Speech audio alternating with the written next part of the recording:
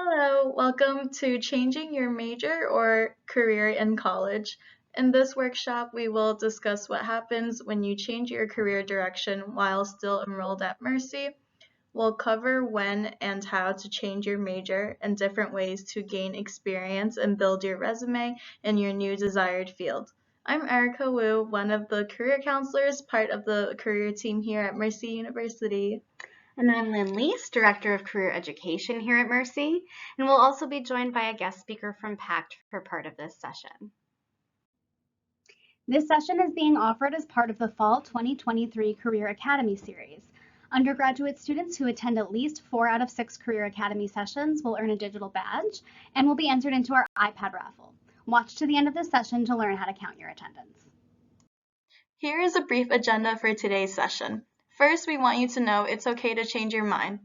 When you do change your mind on your career path as a college student, you have a few options to set yourself up for success. Sometimes you can change your major. Associate Director James Josandi from the PAC team will share insights on how to make that decision and explain how to change your major if you choose to do so. Sometimes you can't change your major or decide not to. Lynn and I will dive into different resources to use in this case to set yourself up for success on your new path. So before we get to the logistics, we want you to know it's okay to change your mind. There are so many factors we consider when choosing a career path. Some of these are internal, what motivates us, where our strengths lie, what we want out of our workday and work environment, our priorities for a stable and joyful life, and what impact we want to have on individuals, our community, or our industry. Other factors are external, who in our lives we support, the opinions and guidance of people we care about, what jobs exist in our field, what kind of compensation is offered, where we live, how far we can travel, so many things. This complex matrix of things to consider changes over time, and it's not unusual at all to change your career direction. According to the New York State Department of Education, almost 1/3 of college students change their major nationwide. 30% of students are making a big change before they even graduate, and those are just the ones that change their majors. As we'll cover, many students change their career direction without changing their undergraduate major.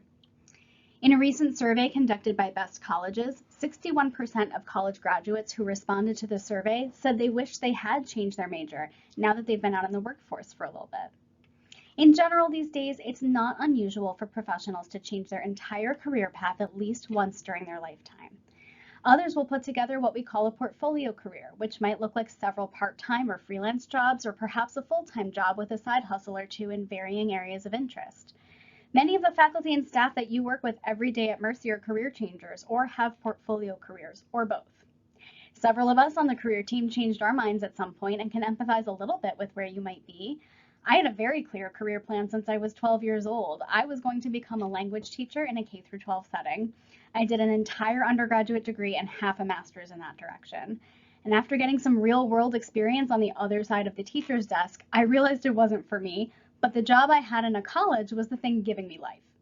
I waited until halfway through grad school to change my mind, and I still made it work and came out with all kinds of valuable transferable skills. Our stories are all different, but if you start talking to other students, faculty, staff, and professionals in the field, you'll see that most career paths are not linear, and many of us have made a pivot at some point in our lives. So if you're watching this session because you've got that voice in your head that you might want to make a change, we see you, and we're here to help. As we mentioned, in this session, we're going to talk about 2 different ways this can go. In some cases, you may want to change your major. Our guest speaker, James Jasandi, will talk you through some things to consider and how to go about changing your major if it's right for you. And then we'll talk through some options if you can't or decide not to change your major. So now it's my pleasure to introduce James Jasandi, Associate Director of PACT, to talk about this question of changing your major. Over to you, James. Thanks, Lynn.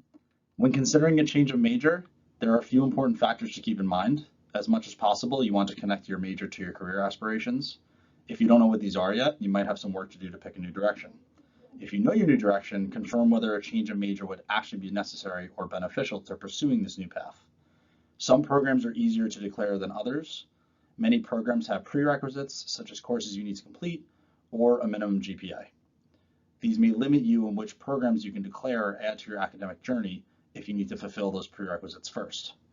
Depending on how far you've progressed in your degree, You may prolong your degree significantly by changing your major. This can have a real impact on your time and finances and could delay your entry into the workforce.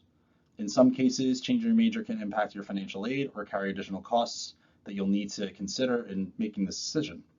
Think about whether you want to invest this added cost and time to your bachelor's degree. Sometimes the cost and time involved in changing a major might be even better spent on a master's degree. As you consider these various factors, here are some people you should be consulting.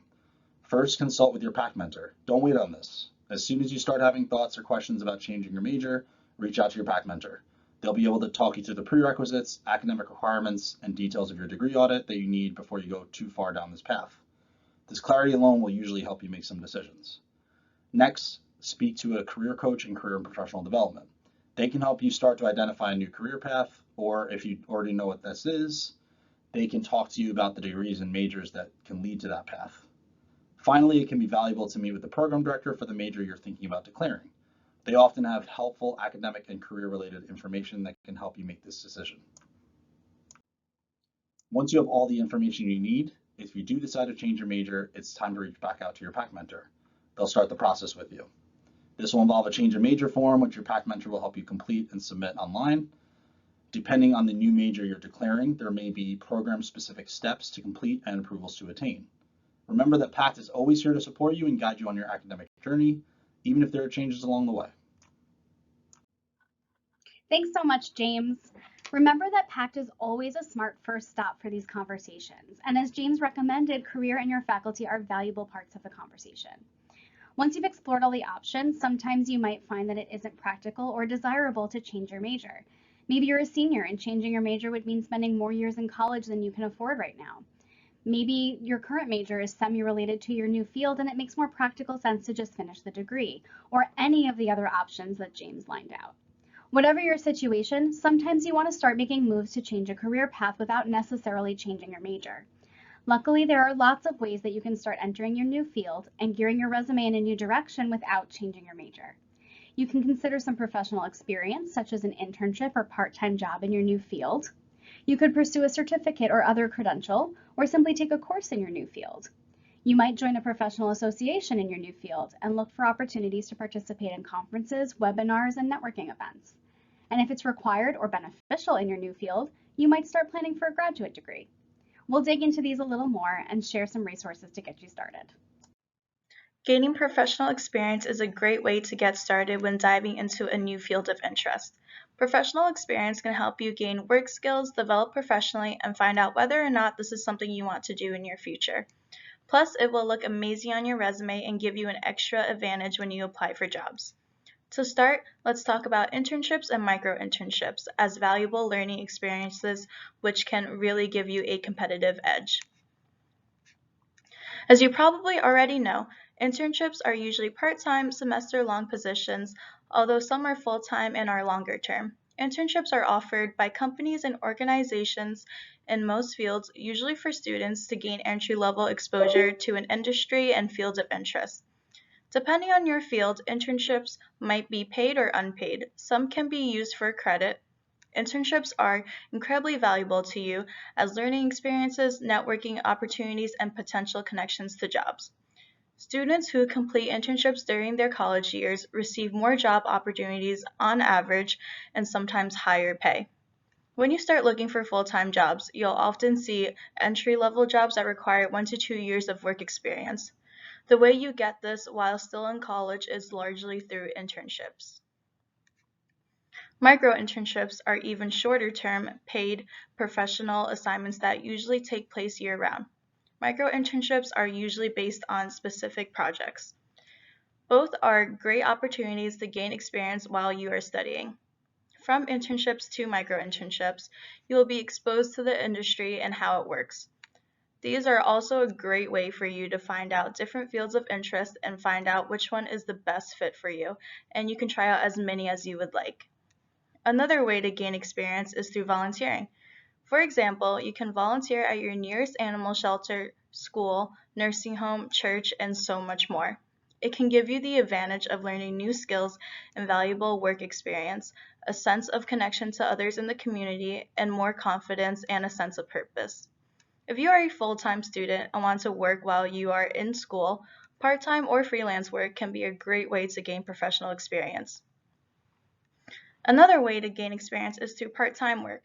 Through part-time work, you can gain soft skills and hard skills depending on what kind of job you take on. Soft skills are skills that you can gain from almost any job and are transferable, such as communication, teamwork, and problem solving. Hard skills are specific computer or language skills you learn while in school or at a job. You may have also heard of freelance work, which is a type of self-employment where you may work for many clients at a time. Freelance work allows you to try out different projects/work at a time and make your own schedule. Depending on how busy your school workload and life is, one might be a better option for you than the other. Finally, developing a portfolio is a great way to show off your amazing work on your resume. For example, if you create content on social media and want to look for a job as a social media content creator for a company, you can create an online portfolio with the impressive content you have created so far to stand out from other candidates. Or if you are planning a writing career, assembling a portfolio of writing samples will help you demonstrate your skill set. This gives employers an idea of what kind of work you have done and if it fits with their company. As usual, if you need any help with anything or not sure where to start, please reach out to Career. We are more than happy to help you. Your university degree is very important for your career success. And don't worry, even if you end up in a totally different field, your studies here will still benefit you. Through your degree, you are learning communication, teamwork, problem solving, critical thinking, and persuasion skills that you will need in any job you find. You've demonstrated an enormous amount of dedication and dependability simply by earning a degree. And in most cases, you'll need a bachelor's of some kind to find gainful employment. But your degree is not the only academic option you have, and you might want to take advantage of other learning opportunities to help bolster your degree and start gaining knowledge in your new career direction. The truth is, your degree is just the first step. The most successful employees are lifelong learners, and you should plan to periodically take a course or earn a certificate to expand or update your skill set in your field. Changing your career path in college might just mean you start doing this a bit sooner. Micro-credentials are just what we call credentials when they are smaller than a whole degree. Let's talk about the most common ones. Licenses and certifications are credentials that you earn when you complete a series of training with a certain level of quality. So these usually involve an exam or other learning assessment that you have to pass or earn a certain grade for. Licenses also often include a performance component. You need to do a certain number of hours of the work, maybe psychological counseling or nursing, for example, under the observation of an already licensed professional who verifies that you can perform the work on a professional level. Professional certificates are usually documents that simply signify that you took a specific set of courses and should now know that content. Sometimes a certification or certificate will come in the form of a digital badge instead of a document, and you can share this badge on LinkedIn and other appropriate socials. If you're thinking about pursuing some kind of micro-credential, look into Mercy University's Certify program to see if we offer something in your field. Sometimes you don't have the time or funding for a whole new credential, or sometimes you're not sure if you should invest in a whole credential just yet. Maybe you don't know which one would be the most useful to you, or you haven't fully settled on the specifics of your new field. In this case, taking a couple of individual courses in your new career path can be super beneficial. It can help you start to narrow down your direction, and you can also list these courses on your resume under your relevant coursework section if you have one, or in a section called Professional Development. If you want to start thinking about taking an individual course, start with Mercy. Talk to your PACT mentor to see if you have any options of taking an elective in another department. Other options might include Coursera or LinkedIn Learning. Whatever direction you decide to take, earning a micro-credential or taking a couple of courses is a great way to start building your knowledge and your resume in your new career path. Being a member of a professional association can help set you apart from the competition when you are searching for new jobs and support your career by allowing you to advance your skills and knowledge. Joining professional associations shows that you are committed to your industry and are dedicated to growth and learning within your career field. National and state associations help advance a profession at national and state levels through advocacy, professional development, and networking. They offer a range of career-enhancing resources for those at every stage of their professional life. They also sponsor professional development and continuing education opportunities, certification training, and networking events for you to join.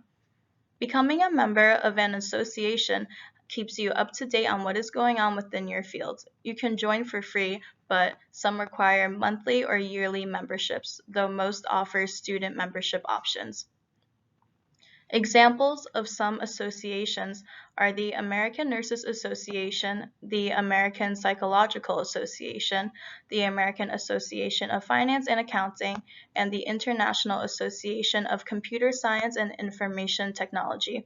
Feel free to explore different associations to join on Google. College honor societies are organizations that recognize and promote academic excellence, leadership, service, and character among students in various fields of study. They can offer many benefits to their members, such as scholarships, networking opportunities, career development, mentoring, and recognition. To join an honor society, you usually need to meet certain academic criteria, such as a minimum GPA or class rank. You may also need to demonstrate leadership, service, or character qualities through your involvement in campus or community activities. Some honor societies may require an invitation from a faculty member or a current member, while others allow you to apply online. If you're looking to join an organization that allows you to bond with fellow students with whom you share a common interest, but you want something more than just a club, a professional fraternity or sorority might be a good fit for you. If you are interested in joining an honor society, you can look some of them up on engage.mercy.edu or ask your academic advisor and faculty members for recommendations. Student clubs, which you have hopefully seen around campus, are a great way to enhance your college experience and resume. They help you develop new interests, acquire new skills, engage in meaningful activities outside of the classroom, improve academic performance, and making new friends. Student clubs include different clubs, organizations, and athletics at Mercy. You can take a look at Mercy's website and on Engage to see what types of clubs we offer for you to join. Networking is essential for both personal and professional development. Benefits of networking include developing and improving your skill set, staying on top of the job market and the latest trends in your industry, and meeting prospective mentors. Networking will be especially crucial for you as you switch your career path. Your network will help you unlock advice, mentorship, and opportunities in your new field that you might not otherwise have known about. A career fair is an event that allows you to learn about potential employers by meeting with recruiters to discuss employment opportunities and ask questions. Career fairs help you find new networking opportunities, practice speaking with various employers, learn about different industries, identify potential jobs, and all in just a few hours. To find a career fair, first start with career.mercy.edu to see if one is coming up soon. We host career fairs and other similar recruitment events every year. Then you can search on the internet ones near you, check local newspapers and magazines, and ask around. Conferences usually involve face-to-face interactions, whereas webinars are virtual events conducted online. Both help you learn from industry experts, gain knowledge from the latest information and trends, plus you get the convenience of attending from anywhere when you attend webinars. A great way to find out what conferences and webinars are happening in your field is to ask your professors. Joining networking events allows you to build lasting relationships that could easily lead to more job opportunities in the future. It also provides valuable information about jobs that are available in other fields of work rather than just what is advertised online or through job listings posted on LinkedIn. Speaking to the right people can also help you with some insight into what companies in your preferred industry are looking for so you can improve your chances at an interview. You can find networking events by asking your professors, searching on the internet, and from clubs you are a part of. LinkedIn is a huge professional database and social networking site that allows you to connect to professionals and people you personally know, as well as job searching. LinkedIn helps expand your professional network by connecting with hiring managers and industry experts, keeping you up to date with the latest industry news and trends by following relevant pages and groups, and establishing credibility fast by showcasing your skills, achievements, and recommendations on your profile. Remember, the career team hosts one career fair each semester. We will have one during the spring semester, which will be in person. To find out more information, check out our website.